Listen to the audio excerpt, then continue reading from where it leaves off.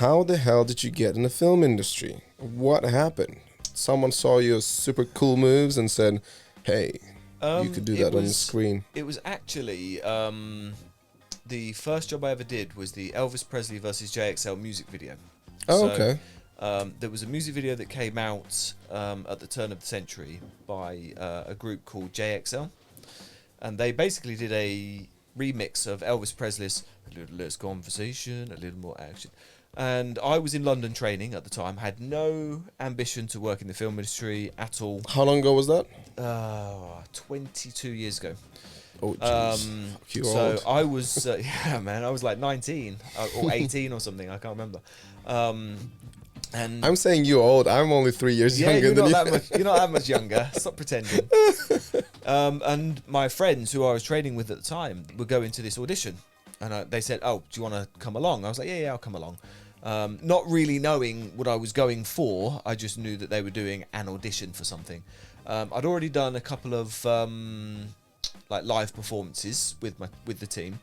But certainly nothing in front of the camera. Because Wushu is notorious for doing a lot of performances. Yes. I mean, I know Kung Fu. You probably know Yusuf Chandri. Yeah, so he's one of the stunt guys, and we got on register 6 years ago together. And whenever he wouldn't do stunts, he would be doing some performances. Yeah. So they do all the performance with the lion dance. The lion dance and that stuff. Does Wushu have as well lion dance? Lion dance is actually more traditional Kung Fu. Oh, okay. And some Wushu practitioners that do traditional Kung Fu have also done lion dance as well.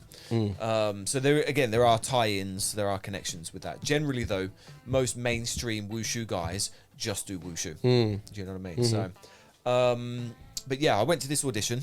Had no idea what the audition was for.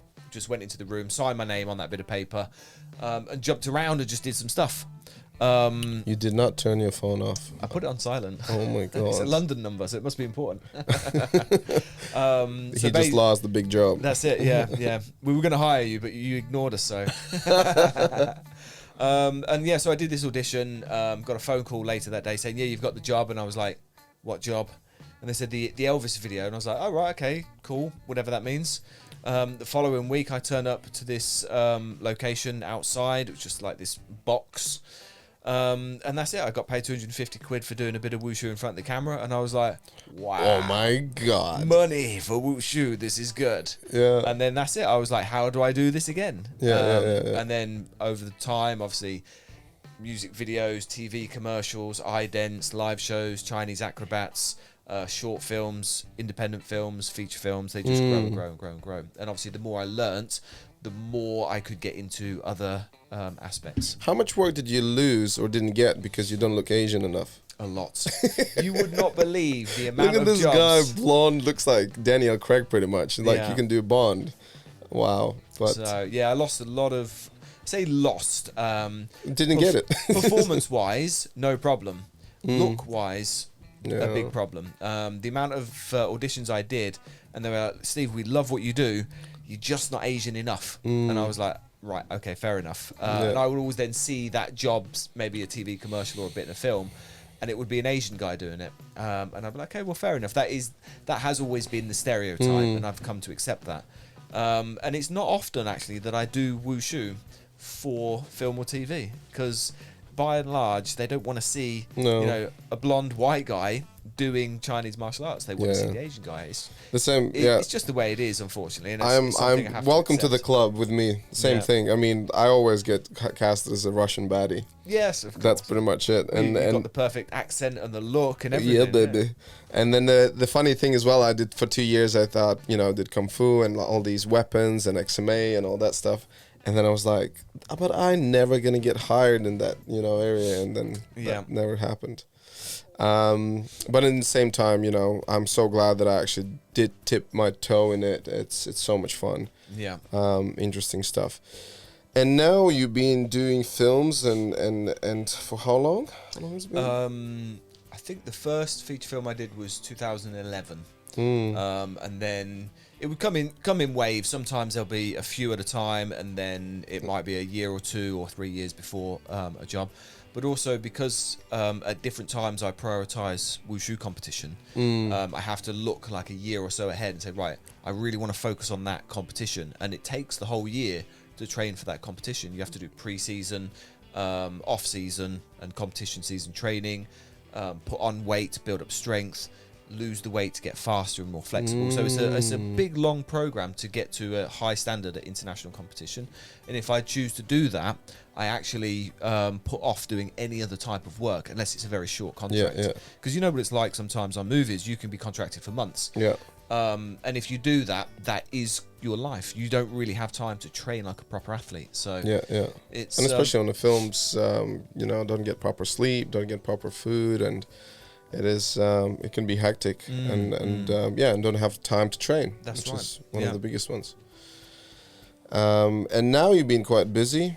Probably projects we're not allowed to talk about, are we? Not just yet, no. Probably, maybe when we get to your 50th podcast, we can have a bit more of a chat about it. There you go. But still, you are, one thing we can tell, it's you quite involved in coaching other people.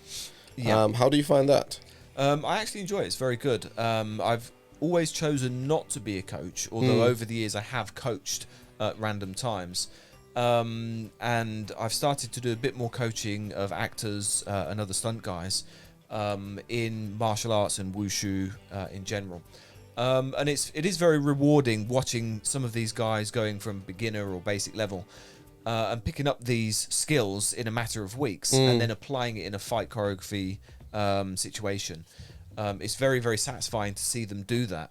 And how weird was it for you to move from doing wushu performances and stuff? Because you guys, did you do any fights on the show? You would do fights on the show, like on the stage fights, right? But they would be so different from the stunt fight. Very different, yeah. So how to sell the punches and stuff like that. Definitely, yeah. Live performance fights, choreographed fights, are very theatrical. And also over the top. They have very to be exaggerated because, people in the row in the back, they're not going to see it. Correct. Obviously. That's right. And even in wushu competition, you have team events, and the team events are where you do choreographed fights, and they're quite amazing to watch, but they are also very theatrical. They're very over the top. If you type in wushu Dualian, which is DUI. LIAN. There you go. Yeah. So this is the 2015 World Championships, and this was one of the best fight routines I've ever seen. I thought there's going to be that girl. There's with the girls as well. And that was the same competition. Same competition when they stab and they just go under that. And this is also the same routine, but with the guys. Oh, okay. So I watched this live at the World Championships, and yes, you can argue that is so fast. It looks nothing like fighting, but it's very theatrical. Yeah, but try to just do that. Like, look at just how many moves in that one. It's insane. Watching these guys train is very, very good. That's so incredible. when they do in the training, when they do this spear action, they actually practice it on a mannequin, on a dummy. Oh, and it's basically sat on the floor, and they're just for ages just stabbing away at it, trying to not hit it. Have you heard any accidents like this? I've never seen any, but I'm sure it probably exists quite a lot. For someone who is just an average Joe, I don't know, a plumber. Why I don't know why I took plumbers. Let's do the tax man comes home, has a beer, sits down on the couch, and then sees this. They'll be like, "What the hell is this?" Yeah, the speed and the agility to these guys is kicking a butt. I like that. Whoosh. But yeah, this is very different from anything that you would do in a movie. Yeah, but at the same time, when you can do that, for you to adjust to do stuff in the movies, well, it takes a little bit. You still have to train for you fighting, do have to train, obviously, but you do have the physical ability. Crazy advantage. Yeah,